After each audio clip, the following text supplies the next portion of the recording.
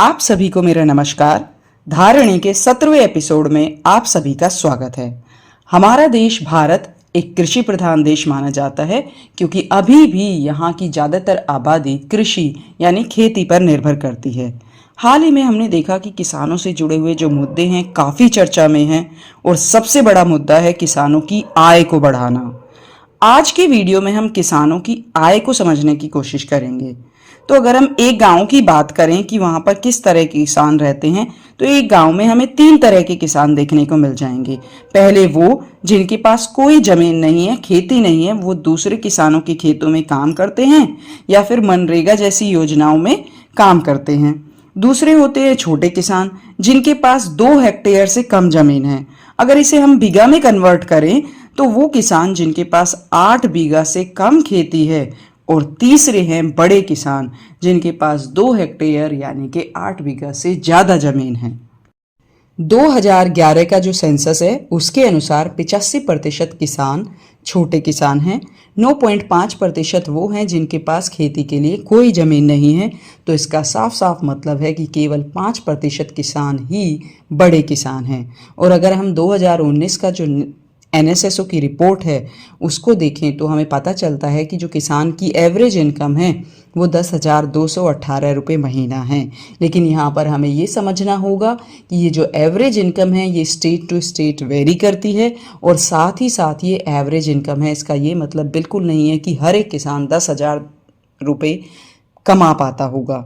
तो अगर हम देखें NSSO की रिपोर्ट की माने तो मेघालय का जो किसान है वो सबसे ज़्यादा 29,348 रुपये कमाता है। वहीं झारखंड का किसान 4,895 रुपये महीना ही कमा पाता है। किसान के पास फसल बेचने के 2 तरीके हो सकते हैं। पहला तो वो किसी प्राइवेट डीलर को बेच सकता है और दूसरा है APMC। APMC का मतलब होता है एग्रीकल्चरल प्रोड्यूस मार्केटिंग कमेटी।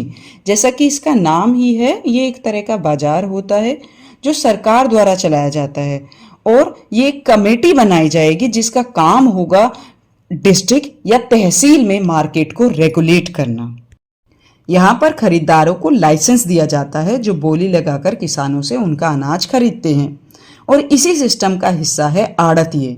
आड़तियों के बारे में तो आपने सुना ही होगा। तो आड़तिये क्या होते हैं? वो APMC के कमीशन एजेंट होते हैं और उनका काम होता है किसानों से अनाज खरीदना और उस अनाज को मंडी तक पहुंचाना। क्योंकि ज़्यादातर जो मंडी हैं वो तहसील या फिर डिस्ट्रिक्ट में है। अब इतनी दूर तो किसान नहीं जा पाते, तो वो ज़्यादातर जो किसान है वो अपना अनाज आड़तियों को ही बेच देते हैं। अब जिन फसलों पर सरकार MSP घोषित करती है उन फसलों को उस तय किए गए मूल्य पर ही बेचा जाता है।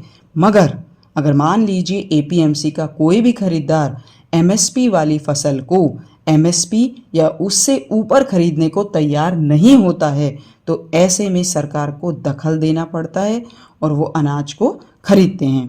तो ऐसे ज़रूरी नहीं है कि सरकार वो सारी फसलें जिनके लिए उन्होंने MSP डिक्लेयर किया है वो खरीदेगी।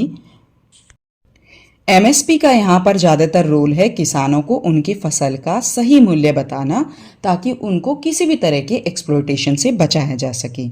MSP सरकार द्वारा अनाज को खरीदने की गारंटी नहीं है। हालांकि सरकार कुछ फसलों को MSP पर खरीदती है, मगर अगर सरकार MSP पर फसल नहीं खरीद रही है तो इसका मतलब ये नहीं है कि MSP का कोई पर्पज़ ही नहीं है। ये एक बहुत बड़ा पॉलिसी टूल है जो किसान को सही बार्गेनिंग पावर देता है, उसको मदद करता है अपनी फसल को सही प्राइस पर बेचने में। साथ ही साथ सरकार को मदद करता है फसल की विविधता बनाए रखने में, यानी क्रॉप डाइवर्सिफिकेशन बनाए रखने में, किसी फसल का उत्पादन बढ़ाने में और ज़रूरत के समय पर उस फसल को खरीदने में भी मदद करता है।